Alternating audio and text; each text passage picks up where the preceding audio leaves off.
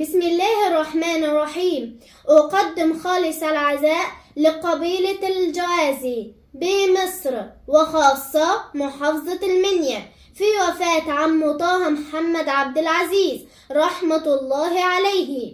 ونيابة عن الجالية المصرية في إيطاليا أقدم خالص العزاء لكم، كما أقدم خالص عزائي لكل قبائل اللبوادي في الوطن العربي كله. بالاختصار المفيد يا مشاهدي، عم طه وقع في بير عمقه تعدى 40 متر وظل في البير لمدة أسبوع، والكل كان يعلم من أعضاء مجلس الشعب وشورى ومسؤولين والمحافظ، بل العالم كله عرف بقصة عم طه من خلال وسائل إعلام عالمية. ولكن هذا هو قدر الله ولا مفر من قدر الله، ولكن لازم ناخد بالأسباب لأن كنا ممكن ننقذ عم طه.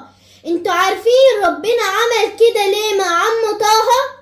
أولا علشان نكشف الفساد، وعلشان نكشف المقصرين في إنقاذ عم طه، وعلشان نكشف مواقف المسؤولين ومواقف الرجال. وبصراحة يا مشاهدية، رجال الإنقاذ من أول ليلة وهم عند البير لما شافوا منظر البير قالوا أحسن حل اردموا على عم طه وصلوا عليه صلاة الغائب.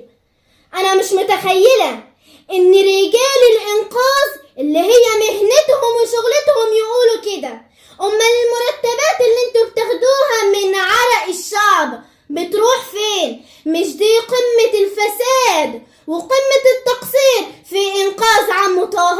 ودي أكبر دليل على إن الجهة اللي مسؤولة عن رجال الإنقاذ جهة فاشلة بكل المقاييس، ولا تصلح أن تكون مسؤولة عن رجال الإنقاذ، لأن الجهة دي قبل كده فشلت في العثور عن شباب آل مطير اللي تاهوا في صحراء مطروح، وبعد كده فشلوا في إنقاذ شباب السلوم اللي غرقوا في عرض البحر وهم جايين من ليبيا. يا رجال الإنقاذ، انتوا فشلتوا في البر والبحر وتحت الأرض، فإذا انتوا بتعملوا ايه؟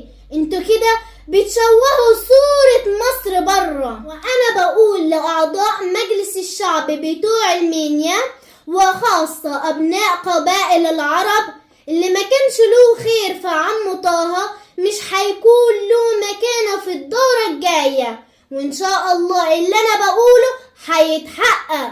وعلى فكرة يا أهل المنيا، دي أقل حساب لأعضاء مجلس الشعب. أما بالنسبة لمحافظ المنيا اللي اتشال بعد نزول الفيديو بتاعي، للأسف انت ما كنتش قد المكانة اللي كنت فيها، وأنا من مكاني هذا أطالب النائب العام إنه يحاسب كل المقصرين في إنقاذ عم طه من الجهة المسؤولة عن رجال الإنقاذ وأعضاء مجلس الشعب وكمان محافظ المنيا سابقا. كما أقدم خالص الشكر والتقدير والعرفان لكل قبائل العرب والصعيدة، وأقدم خالص الشكر لمسيحي المنيا، بل أقدم الشكر لكل المصريين اللي وقفوا يد واحدة مع قبيلة الجوازي.